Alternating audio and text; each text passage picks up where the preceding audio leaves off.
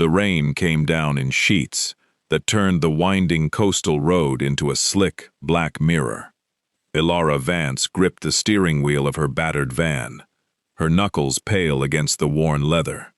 The vehicle was a museum of her trade, the back cluttered with felt-lined cases of brass gears, tiny screwdrivers, bottles of clock oil, and the faint, permanent scent of metal and time.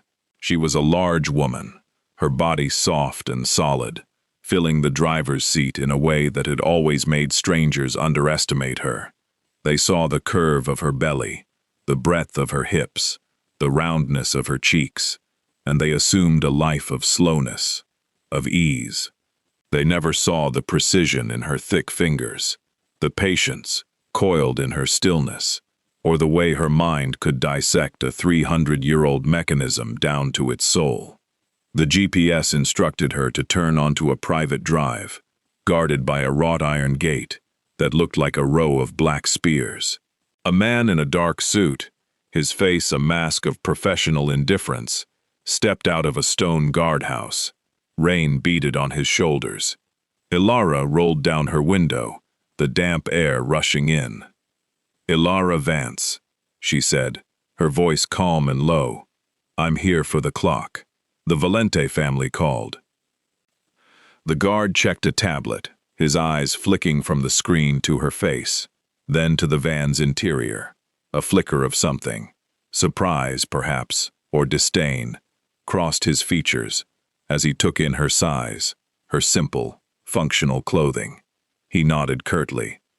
"Follow the main road to the mansion. Park around the back by the service entrance.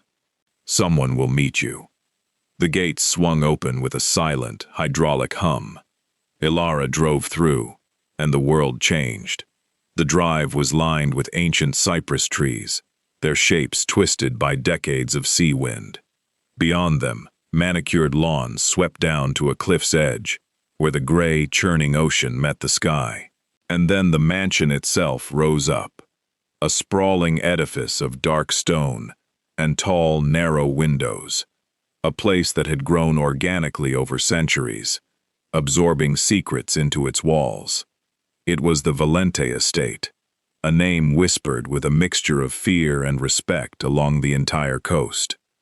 They were not just a family, they were a dynasty, their power built on shipping, on influence, and on a code of silence that was enforced with an iron fist. Elara parked beside a discreet service door, as instructed. Before she could even open her door, a young woman in a crisp black dress appeared, holding a large umbrella. She was slender, with sharp cheekbones and a tense mouth. "Ms. Vance, I'm Sophia. Please, follow me. The family is waiting." Waiting. The word was await. Elara gathered her primary tool case, a heavy, leather-bound box that had belonged to her grandfather, and stepped out into the rain. Sophia held the umbrella over her, struggling slightly to match Elara's unhurried, steady pace. They entered a labyrinth of back corridors, the utilitarian guts of the mansion, where the air smelled of lemon polish and starch. The sounds of a busy kitchen clattered in the distance. Then they passed through a heavy oak door, and the atmosphere shifted completely. They were in the grand hall. It was a cavern of opulence and shadow. A colossal fireplace, large enough to stand in, dominated one wall, its mantel carved with scenes of mythical sea battles. The floor was a chessboard of black and white marble, polished to a liquid gleam. A sweeping double staircase curved up to a gallery that ringed the room. But the hall's true monarch stood against the far wall, the clock. It was a masterpiece of 18th century craftsmanship, nearly 10 feet tall. The case was a rich, dark walnut, inlaid with intricate marquetry of lighter woods, depicting the phases of the moon and the signs of the zodiac. The brass dial was a work of art, with Roman numerals in gold leaf and delicate, filigree hands. But the hands were still. They pointed to 317, and they had pointed to 317 for 20 years. A group of people were clustered near the fireplace, their voices a low, sharp murmur that died the moment Elara stepped into the room. They were the Valentes. Their beauty was a weapon, their elegance a shield. The women were draped in silk and cashmere, their hair sculpted, their jewelry catching the firelight. The men wore suits of impeccable cut, their expressions ranging from bored to openly hostile. A woman with hair the color of spun gold and a mouth like a scarlet wound was the first to speak. Her name was Celeste, a cousin by marriage. She let out a short, incredulous laugh. "Oh, you must be joking. This is the clockmaker?" They sent a woman of her stature. Her eyes raked over Elara's form, her simple wool coat, her case of old tools. I expected someone academic. A wizened little man with spectacles. Not someone who looks like she bakes bread for a living. A man beside her, his face ruddy with good living and contempt, chuckled. "Perhaps she plans to fix it with butter and flour. A novel approach, cousin." Elara said nothing. She let their words wash over her, meaningless as the rain outside. She had heard it all before, in 1,000 different rooms. The world saw her body and stopped looking. It was their loss. She walked past them, her focus narrowing to the silent giant against the wall. She set her tool case down on the marble floor with a soft, definitive click. "That's an antique case," a younger man observed, his tone dripping with condescension. He was Matteo, the boss's nephew, all sharp angles and hungry ambition. "Do you even have digital calibrators in there? Or just a hammer and a prayer?" Elara finally looked at them, her gaze moving from one mocking face to the next. Her eyes were a deep, quiet brown, and they held a stillness that was unnerving. "Time," she said, her voice soft but carrying perfectly in the vast hall, "does not respond to digital things. It lives in the weight of a gear, the tension of a spring. You cannot rush it, and you cannot bully it." A hush fell, not because her words were a threat, but because they were a truth that the room, in its frantic, modern scheming, had forgotten. A new voice cut through the silence. "Enough." The word was not loud, but it commanded instant obedience. The group by the fireplace parted, and a woman stepped forward. She was not tall, but she possessed a presence that filled the entire hall. Her name was Valente, the head of the family. Her hair was a cascade of dark silk, pulled back severely from a face of sharp, arresting planes. Her eyes were the color of a winter sea, and they held a depth of weariness and absolute authority. She was dressed simply, in black trousers and a dark gray blouse, but the simplicity only amplified her power. She was the storm's eye, the calm center of a violent world. "Ms. Vance," Alessia said, her gaze meeting Elara's directly. There was no mockery there, only a cool, appraising intelligence. "Thank you for coming on such short notice. The family council convenes in 3 days. It is a critical meeting. It has been a tradition for generations that the council begins only when that clock strikes the hour. It has been silent for 2 decades. My grandfather, Lorenzo Valente, was the last to hear it chime. He disappeared that same night. I want the clock to speak again." Elara held her gaze. "I can't promise it will speak," she said, "but I can listen to it, and I can tell you why it's been silent." Alessia nodded once, a gesture of acceptance. "Sophia will see to any needs you have. You will have the hall to yourself. No one will disturb you." She turned her cold gaze on her relatives. No one. The group dispersed, their whispers trailing after them like venomous smoke. Celeste shot Elara a final, poisonous look. 3 days, she murmured as she passed. "Don't break a nail, little baker." And then Elara was alone with the clock. The silence of the hall was a different creature than the silence of her workshop. It was a heavy, expectant silence, layered with dust and old secrets. Elara approached the clock slowly, the way one might approach a sleeping beast. She didn't touch it at first. She just looked. She took in the marquetry, the tiny cracks in the walnut veneer, the way the light from the tall windows fell across the frozen dial. 3:17, the hour of a disappearance, a betrayal, a death. The clock wasn't just broken, it was a witness. She opened her grandfather's tool case. Inside, nestled in custom-fitted slots of faded green velvet, were her instruments. Not a single digital device. There were brass calipers, tiny files, a set of hand-forged screwdrivers with polished wooden handles, a jeweler's loop, and a collection of delicate brass keys for winding. The tools were old, but they were perfect. They had been made by hands that understood the soul of a machine. She began her examination.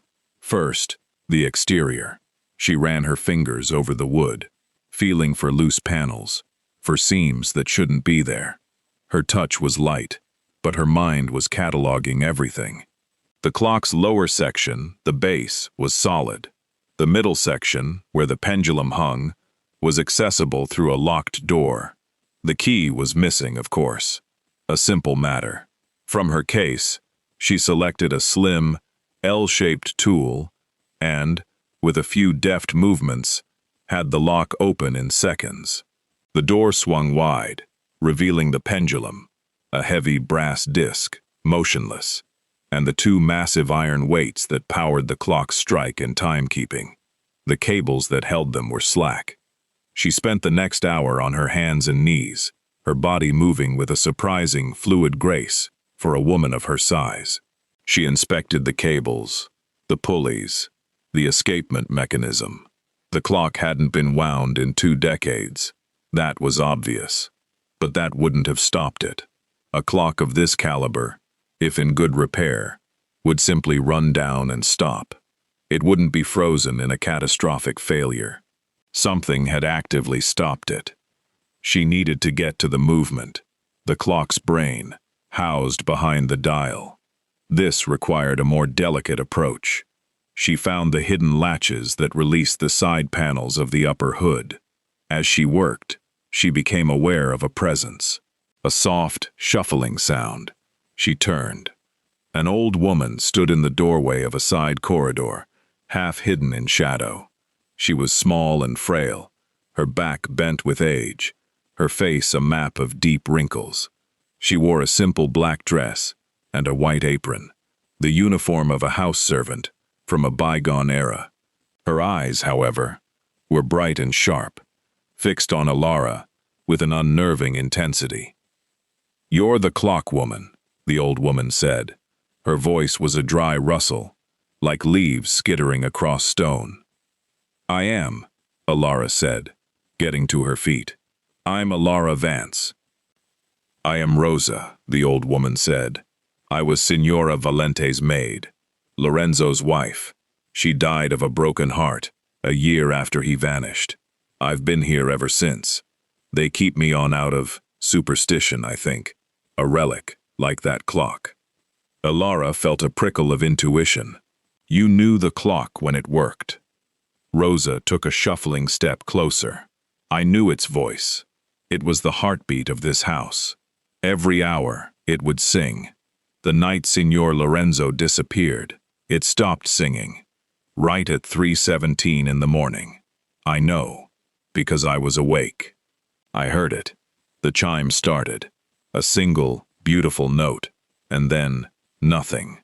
A choked silence. I came down. The house was in an uproar. His study was empty, the window open to the storm. He was just gone." "The clock was stopped at 3:17 when you found it?" Elara asked, her heart beginning to beat a little faster. "Yes. The hands were frozen, just as they are now. They said it was a mechanical failure, a broken spring, but I never believed it. A clock doesn't die of a broken heart. It was silenced." "Silenced?" Elara pressed. "By whom?" Rosa's eyes darted around the empty hall. "There was a betrayal that night. A secret that was meant to be buried with the old man. The clock knew. It was made to forget.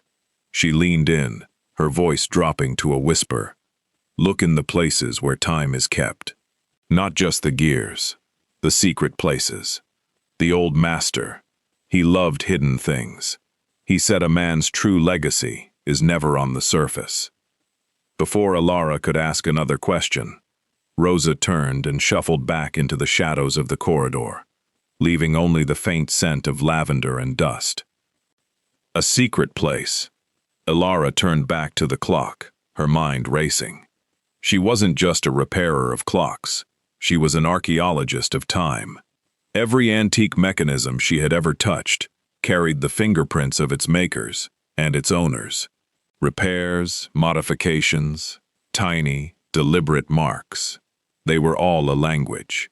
She had found hidden compartments before, in the bases of grandfather clocks, behind false pendulums, inside hollowed-out winding drums. People hid things in clocks because they were private, sacred, and always moving. A perfect guardian for a secret. She resumed her work on the upper hood, her movements now charged with a new purpose. She carefully removed the side panels, revealing the magnificent complexity of the movement. It was a three-train mechanism, meaning it controlled the time, the quarter-hour chimes, and the hour strike. A forest of brass pillars, wheels, and levers. It was dirty. The old oil congealed into a sticky varnish, but it was not ruined.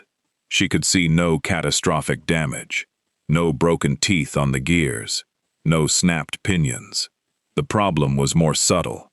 She began the painstaking process of inspection. Using her loupe, she examined every pivot, every wheel. Hours passed.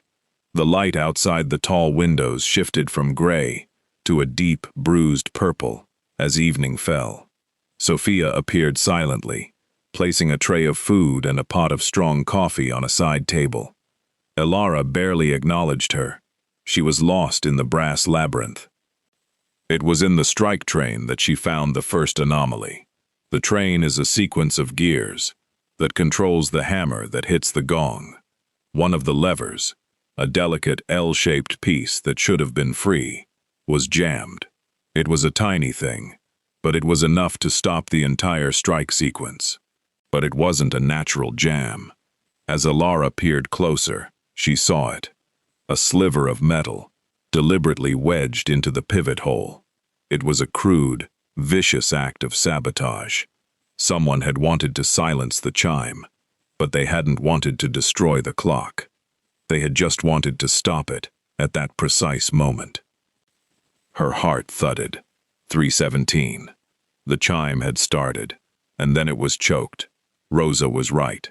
It was silenced. But why? To hide what? The sound of a struggle? A gunshot? No. The chime itself was the clue. The clock was a witness. But the letter, the hidden thing Rosa hinted at, that was the testimony. She began to search for the compartment. She tapped on the solid wood of the base, listening for a hollow sound. Nothing. She examined the back of the dial, the area around the moon phase disk. Nothing. She was starting to feel a prickle of frustration when her eyes fell on the winding drums. There were 3 of them, large brass cylinders around which the weight cables were wound. She had inspected them for wear, but now she looked at them with a different eye. One of them, the drum for the strike train, had an end cap that was held on by 3 small screws. The other 2 drums had caps that were solid, machined from a single piece of brass. Her breath caught. She retrieved a screwdriver of the exact size and, with infinite care, removed the 3 screws. The end cap came off, and there, in the hollow core of the winding drum, was a cylinder of oiled paper, yellowed with age. Elara's hands were trembling as she gently extracted it. It was a letter, the paper crisp and fragile.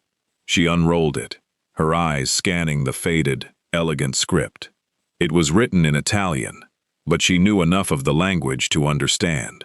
It was dated the day of Lorenzo Valente's disappearance. To the one who finds this, the one who truly listens to the heart of this house, it began. I, Lorenzo Valente, write this in the shadow of my own death. The betrayal I have uncovered cuts to the very root of my blood. My son, Antonio, and his wife Celeste have been conspiring with the Ferrando family to dismantle everything I have built. They plan to move against me tonight. I have proof of their treachery, hidden with my solicitor. But if I am silenced, this letter will be my voice. The clock will mark the hour of my end. Do not let the innocent suffer for the guilty. My grandson, Alessia's father, is blameless. Clear his name. Restore the time they tried to steal. The words swam before Elara's eyes. Antonio and Celeste. Celeste, the woman with the golden hair and the scarlet mouth, who had mocked her just hours ago. She was not just a cruel relative. She was a conspirator in the old man's murder, and the branch of the family that had been whispered about for 20 years, the branch of Alessia's father, who had been suspected of the betrayal and had died under a cloud of shame. They were innocent. The clock had kept the secret, holding it in its silent heart for 2 decades. She carefully re-rolled the letter and slipped it into the inner pocket of her coat. She felt the weight of it, a physical presence against her chest. She now held the power to rewrite the history of the Valente family. But she was also in terrible danger. If Celeste or her son Matteo even suspected what she had found, she would never leave this mansion alive. She forced herself to return to the mechanism. She had a job to finish. She removed the tiny metal wedge that had jammed the strike lever. She cleaned the pivot, applied a microscopic amount of fresh oil. Then she began the long, methodical process of cleaning and oiling the entire movement. It was a meditation, a way to calm her racing heart. As she worked, the mansion settled into the deep silence of the night. The only sounds were the tick-tick of her own thoughts and the soft whisper of her tools. It was past midnight when she heard the footsteps. They were not the soft, discreet steps of a servant. They were the sharp, confident click of heels on marble. Alessia Valente emerged from the shadows of the gallery staircase. She had changed into a silk robe of deep emerald, her dark hair loose around her shoulders. She looked less like a Mafia boss and more like a woman carrying the weight of a sleepless night. "You're still working," Alessia said, her voice softer than it had been earlier. She walked closer, her eyes on the exposed mechanism. "I couldn't sleep. The silence of that clock is louder than any chime." "It's a complex piece," Elara said, not looking up from her work. "It requires patience." "You have that in abundance," Alessia observed. She was standing very close now. Elara could smell her perfume, a scent of night-blooming jasmine, and something darker, like wood smoke. "My relatives were cruel today. I apologize for them." "You don't need to apologize for the cruelty of others," Elara said, finally meeting her eyes. "I've found that people who mock are usually afraid. They're afraid of anything they can't understand. They can't understand how a woman like me can command a machine like this. It threatens their sense of order." Alessia held her gaze. "And what is a woman like you, Elara Vance?" Elara felt a flush that had nothing to do with the heat of the work. "I'm a woman who listens," she said, "to the things that are broken, to the things that are silent. They always have a story to tell. A flicker of something, vulnerability perhaps, or a deep, aching hope." Crossed Alessia's face. "And what story is this clock telling you?" Elara hesitated. The letter in her pocket felt like a burning coal. She couldn't reveal it yet. Not here, in the open hall, where the walls had ears. "It's telling me it was hurt," she said carefully, deliberately. "Someone wanted to stop its voice. But I can fix it. I can make it speak again." Alessia reached out and touched one of the brass gears. her slender finger tracing its tooth.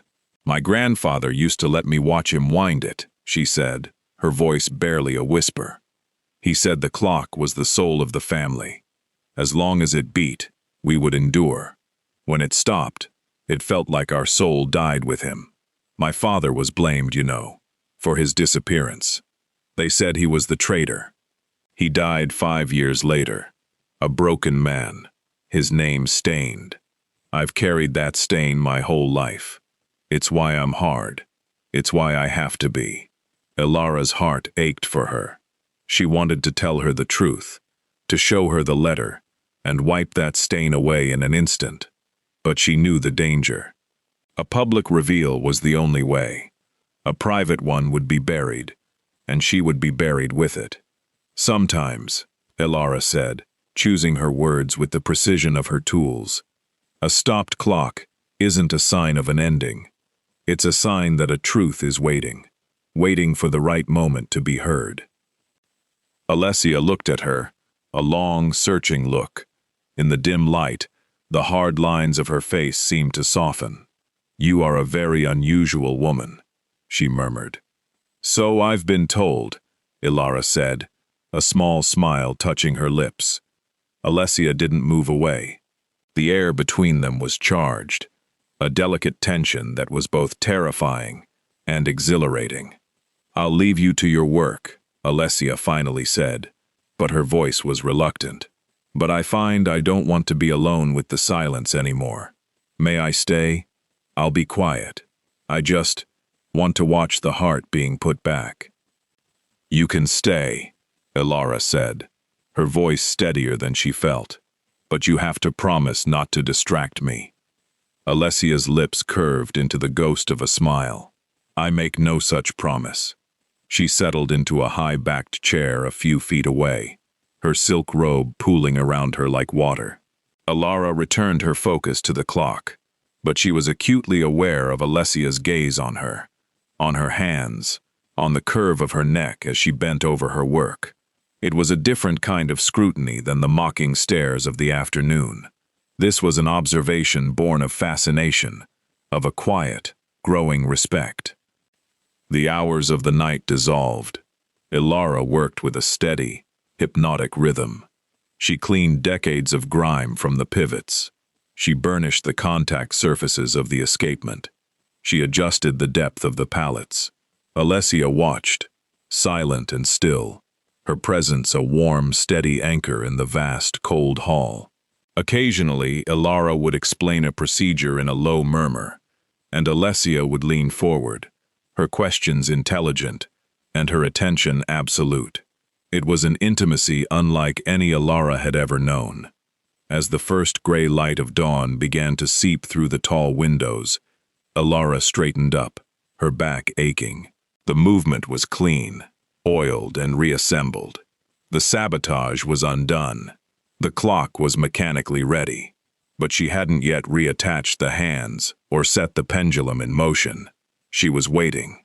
"It's almost finished," she said to Alessia, who looked up, her eyes heavy-lidded but alert.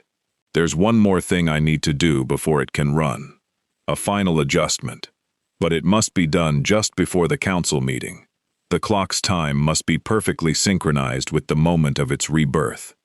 It was a lie, a necessary one.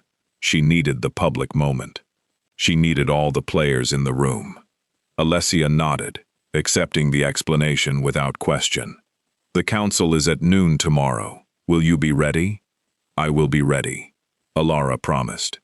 She spent the rest of the day in a state of quiet, coiled tension. She rested in a guest room Sophia showed her to, a beautiful chamber with a view of the sea, but she couldn't sleep. She kept the letter on her person at all times. She saw the family members gathering, their numbers swelling, as more relatives arrived for the council. The air in the mansion grew thick with anticipation and unspoken rivalries. She saw Celeste holding court in the conservatory, her laughter like breaking glass. She saw Matteo in hushed, urgent conversation with a man she didn't recognize. The web of conspiracy was still alive, still spinning. That evening, Rosa found her in the garden, standing by the cliff's edge and watching the waves crash against the rocks below. The old woman appeared beside her, as silently as a ghost. "You found it, didn't you?" Rosa said, not a question. The old man's voice. Elara didn't deny it. "How did you know?" "I see it in your face. A new weight. A dangerous one." Rosa's eyes were sad. "Be careful, clockwoman. The vipers in that house are still hungry. They will strike if they feel threatened." "I have a plan," Elara said. "But I need your help. Tomorrow, at the council. Can you be in the hall? You are the only other witness to that night. Your voice will give the letter its power." Rosa was silent for a long moment. Then she nodded, a single, firm dip of her chin. "I have been a ghost in that house for 20 years. It is time for the ghost to speak."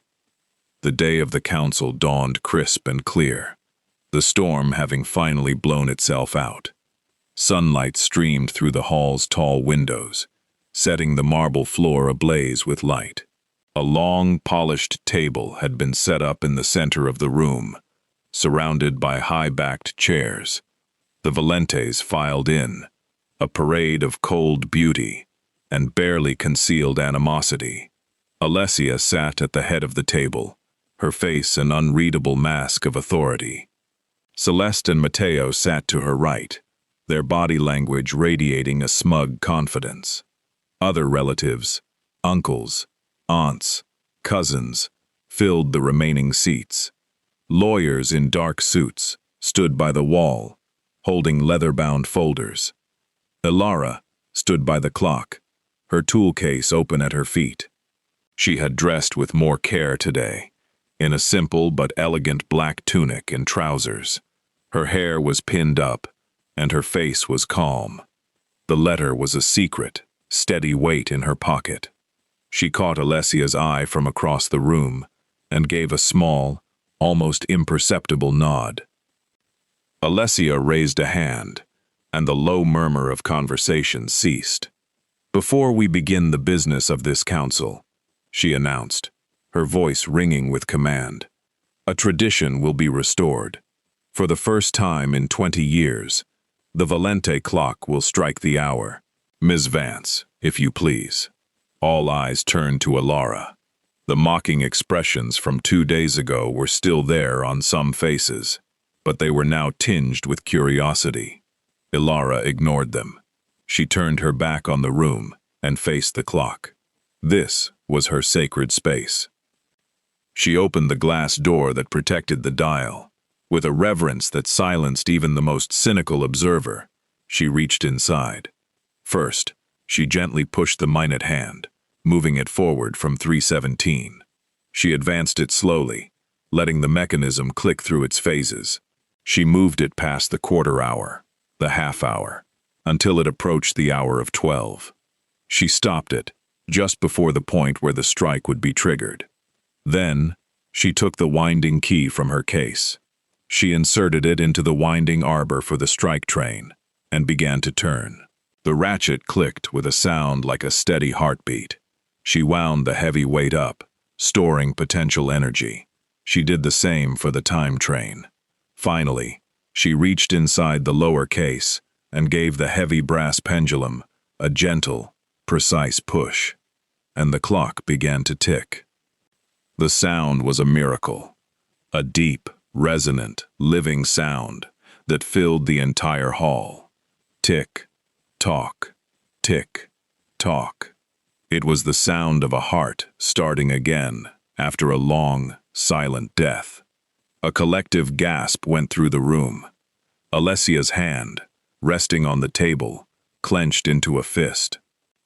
Elara then moved the minute hand the final fraction of an inch to the 12. Nothing happened for a second. 2 seconds. Celeste let out a dismissive snort. All that drama for a tea. And then the clock struck.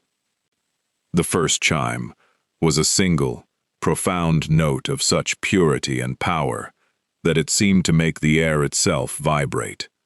It was a C-sharp, a tone of solemn announcement, It hung in the silence, and then it was followed by another, and another. The mechanism that had been choked for 20 years was singing. The sound was not just a measurement of time. It was a release, a proclamation, a judgment. As the 12th and final stroke faded into a shimmering echo, Elara reached up to the winding drum. Her fingers found the hidden compartment. In full view of the entire Valente family, she extracted the oiled paper cylinder. "The clock has spoken," Elara said, her voice quiet, but carrying the same authority as the chime. "Now, it's time for its secret to be heard." A ripple of shock went through the room. Matteo half rose from his chair. "What is that? What are you doing?" "Sit down, Matteo," Alessia commanded, her voice like a whip. Her eyes were fixed on the paper in Elara's hand. "What is that, Miss Vance?" "It is a letter," Elara said, "written by your grandfather, Lorenzo Valente, on the night he vanished." He hid it in the heart of the clock, knowing that only someone who truly listened would ever find it. The clock was stopped deliberately to mark the hour of his betrayal. 3:17 a.m. The chime was choked by a piece of metal, a crude act of sabotage. But the clock kept his secret safe, waiting for this moment. She began to read. Her voice was steady, each word falling into the stunned silence, like a stone into a still pond. She read of Antonio and Celeste's conspiracy with the Ferrando family. She read of the proof hidden with the solicitor. She read of Lorenzo's plea to clear the name of his innocent grandson, Alessia's father. When she finished, the silence was absolute. Celeste's face had gone the color of old bone. Matteo looked like a cornered animal, his eyes darting around the room for an escape that wasn't there. "Lies!" Celeste shrieked, her composure shattering. "This is a forgery, a pathetic trick by this fat peasant to extort money from us." "It is no trick," a new voice said. Rosa stepped out from the shadows of the corridor, her frail form trembling but her voice strong. "I was here that night. I heard the clock choke. I saw Antonio and Celeste in the corridor outside the old master's study, just minutes before he vanished. I was too afraid to speak then. I am not afraid now." Alessia rose from her chair. Her face was pale, but her eyes were blazing with a cold, terrible fire. She looked at Celeste and Matteo, and the weight of 20 years of stolen honor, of a father broken by false accusation, was in that gaze. "You," she said, her voice a low, lethal whisper, "you let my father die in disgrace. You stole my grandfather's life. You poisoned this family's roots." "Alessia, you can't believe this. This theater," Matteo stammered, sweat beading on his forehead. "There's no proof." "The letter speaks of proof with the solicitor," Alessia said, her voice gaining strength. "We will find it, and until we do, you will not leave this estate." She gestured to the guards who had materialized at the hall's entrances. "Take them to the East Wing. They are not to leave their rooms. They are not to make a single phone call." Celeste began to scream, a torrent of venom and denial, as the guards closed in. Matteo tried to bolt, but he was easily subdued. The other relatives watched in stunned, horrified silence as the two were dragged from the room. The Golden Queen and her ambitious prince had fallen, their kingdom of lies crumbling in an instant. The hall emptied slowly, the relatives dispersing in whispering clusters, their world order shattered. The lawyers were already on their phones, their voices a low, urgent murmur. Finally, only Elara, Alessia, and Rosa remained. The clock ticked on, a steady, reassuring heartbeat. Alessia walked over to Rosa and took the old woman's hands in hers. "Thank you," she said, her voice thick with emotion. "Your silence all these years must have been a prison. You are free now, and you will be taken care of, as you should have been all along." Rosa's eyes filled with tears. He was a good man, your grandfather. And your father was a good man. It was a sin, what they did. I'm just glad I lived to see the truth. Alessia then turned to Elara. The Mafia boss's mask was gone. In its place was a woman, raw with gratitude, with grief, and with something else. A deep, dawning wonder. She approached Elara slowly, stopping just inches away. "You didn't just fix my clock, Elara Vance," Alessia said, her voice barely a whisper. "You returned time to my bloodline. You cleared my father's name. You gave me back a piece of my soul I didn't even know was missing." Elara felt her own eyes sting. "The clock was always waiting to speak," she said. "I just listened." Alessia reached up, and with a gentleness that was a stark contrast to her power, she touched Elara's cheek. Her thumb traced the soft curve of her jaw. "You are the most beautiful, brilliant woman I have ever met," she said. "And I am not just speaking of your mind. When I watched you work, I saw a passion, a patience, a strength that humbled me. I don't want you to leave." Elara's breath caught. I have a shop, a life." "I'm not asking you to give it up," Alessia said, a real, warm smile finally breaking through the ice. "I'm asking you to consider making room in it. For me. For this. I have a feeling there are a lot more silent things in this old house that need someone to listen to them, and I find I am very tired of being alone with the silence." She leaned in, and her lips met Elara's. The kiss was soft, tentative at first, a question being asked. Elara answered it, her hands coming up to rest on Alessia's waist, pulling her closer. The kiss deepened, a slow, sweet exploration that tasted of coffee, of relief, and of a future, suddenly, unexpectedly, full of light.